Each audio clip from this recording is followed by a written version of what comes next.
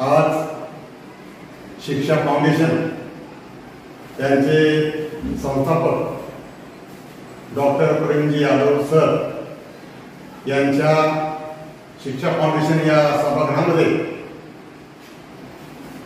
माळेगावच्या विकासाची गोलमेज परिषद त्यांनी आयोजित केलेली आहे, भरवलेली आहे। या ठिकाणी सर्व उपस्थित या परिषदेला उपस्थित राहिलेल्या सर्वांचं मी मनापासून स्वागत करतो आणि कौतुक करतो यादव सरांचं की त्यांनी या ठिकाणी माळेगावचा आराखडा कसा असावा, सर्वसामान्य माणसाला काय सुविधा मिळावी त्यासाठी त्यांनी आज या ठिकाणी गोलमेज परिषदेचं आयोजन केलेलं आहे।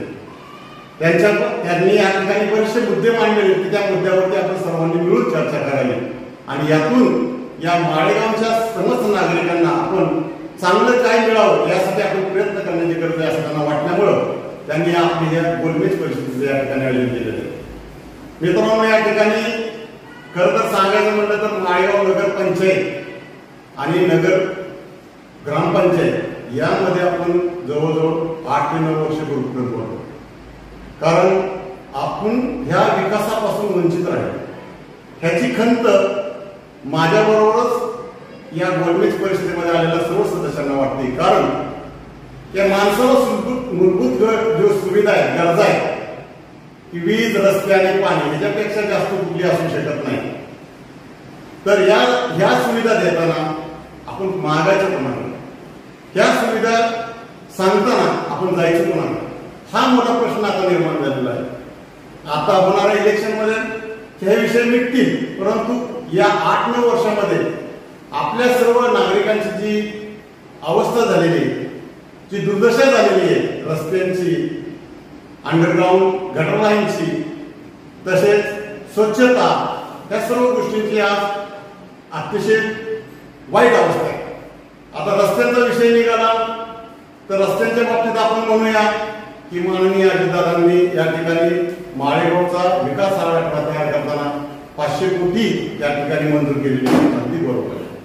परंतु आज रस्त्यांची अवस्था बघताना रस्त्यांवरती सर्वात महत्वाचं अतिक्रमण फार झालेलं आहे आणि हे अतिक्रमण काढणे हे तेही तेवढे गरजेचे आहे। मग अतिक्रमण ते कुणाचे असावेत, कुणाचे काढावेत आणि कुणाचे काढू नयेत हे न पाहता अतिक्रमण सरसकट सर्वांचे काढले पाहिजे की जेणेकरून रस्त्यांची सुविधा या ठिकाणी सर्वसामान्य माणसापर्यंत या मूलभूत गरजेची आपल्याला सगळ्याला गरज आहे, त्या गरजेची, त्या रस्त्याची आपल्याला गरज असताना त्या रस्त्यावरती जो अतिक्रमण झालेलं आहे, बाथरूम बांधलेले, कुणी संडास बांधलेले, कुणी रस्ते बांधलेले, कुणी रस्त्याचे आपल्या बंगल्याचे ओटे बांधलेले आणि त्यामुळे रस्ते छोटे छोटे होत गेलेले।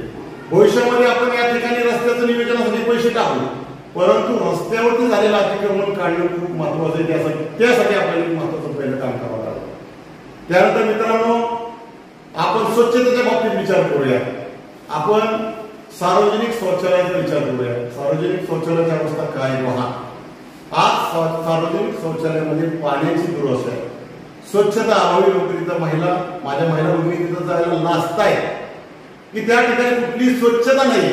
वारंवार आपण या प्रशासनाला सांगून सुद्धा या प्रशासनाला जाग येत नाही आणि ही दुरवस्था एकाच स्वच्छतागृहांची नाही तर अनेक ज्या ठिकाणी सार्वजनिक स्वच्छतागृह बांधलेले आहेत, माझ्या ज्या ठिकाणी समाज बांधव राहत आहेत त्या समाज बांधवांना, त्या भगिनींना त्या ठिकाणी नाक धरून अक्षरशः जावं लागते, परंतु इलाज नाही।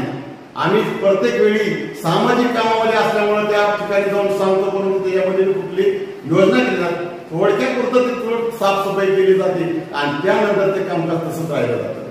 त्यामुळे माझं असं एक स्पष्ट मत आहे की आपण स्वच्छता, सार्वजनिक स्वच्छता ही आपल्या सर्वांची मूलभूत गरज आहे आणि आपण सर्वांचा त्यामध्ये हातभार आहे हे आपण सगळ्यांनी विचार करून, प्रशासनाने सुद्धा त्यामध्ये त्यांचा सिंहाचा वाटा आहे। आता आपण सर्वच काय करू शकत नाही, आपण बोलू शकतो, परंतु करण्याचं काम हे प्रशासनाचं आहे। पण प्रशासन धिम्म आहे, झोपलंय, त्याला जाग करण्याचं काम ही गोलमेज परिषद करणार आहे, त्याला जागेवरती आणण्याचं काम ही गोलमेज परिषद करणार आहे। म्हणून आपण सर्वांनी एकत्र या गोलमेज परिषदेमध्ये अजून सहभाग घ्यावा लागणार आहे आणि आपल्याला विषय याच्यामध्ये मांडावा लागणार। मित्रांनो, त्यानंतर लाईटचा विषय येतो, सार्वजनिक लाईट। सार्वजनिक लाईट आता खंबांची अवस्था, सार्वजनिक दिव्यांची अवस्था काय पहा. काही काही ठिकाणी अजूनही अंधार आहे. एक सोडून 10 वेळा जरी सांगितलं तर त्या ठिकाणी लाईटची व्यवस्था होत नाही. जरी झाले तरी ते लाईट थोडे दिवस टिकणारे लाईट टाकतात.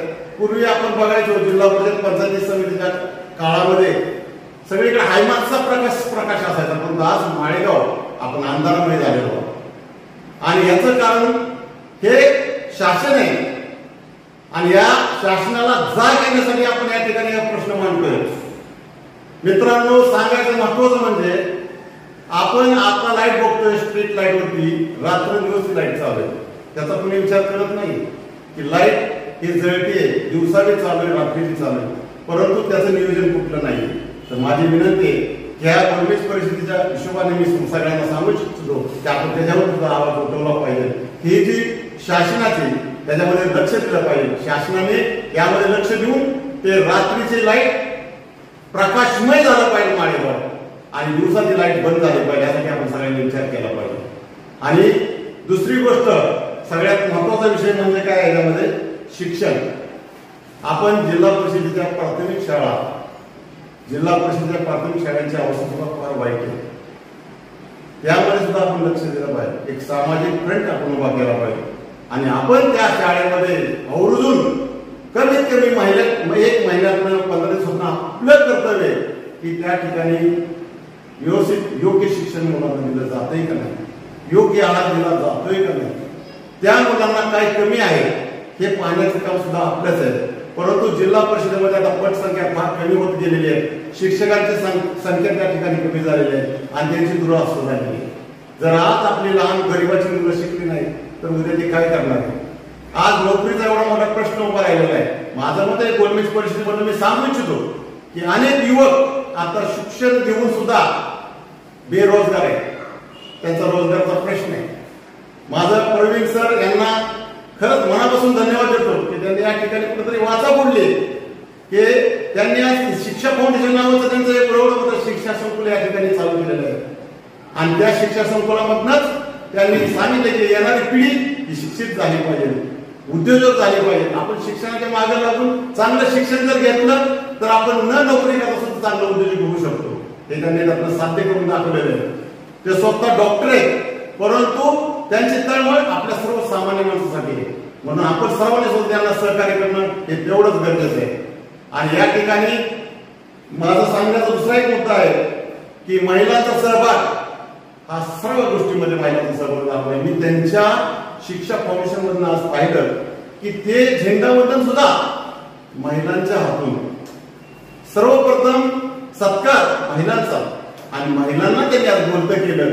आज माझी एक बहीण जी नेहमी शेतीमध्ये काम करणारी, आज ती महिला नगरसेवक काय बोलेल, नगराध्यक्ष काय बोलेल, परंतु त्याला लाज मिळेल अशा पद्धतीने या ठिकाणी भाषण करते. हे काय, हे महिलांचा सहभाग असल्याशिवाय आपण यातून पुढे जाऊ शकत नाही. म्हणून आपण प्रत्येक गोष्टीमध्ये महिलांना सुद्धा सहभागी केलं पाहिजे. महिलांना सुद्धा त्या ठिकाणी आपण आवर्जून उपस्थित केलं पाहिजे. कुठलाही कार्यक्रम असेल तर यावेळेस पुढल्या गोलमेज परिषदेला माझं सर्वांना विनंती आहे की आपण यामध्ये महिलांचा सहभाग वाढवूया आणि महिलांच्या सुद्धा ज्या काही सूचना असतील, महिलांचं सुद्धा काही मत असतील ते आपण या ठिकाणी घेऊया. एवढं बोलतो आणि थांबतो. जय हिंद, जय महाराष्ट्र.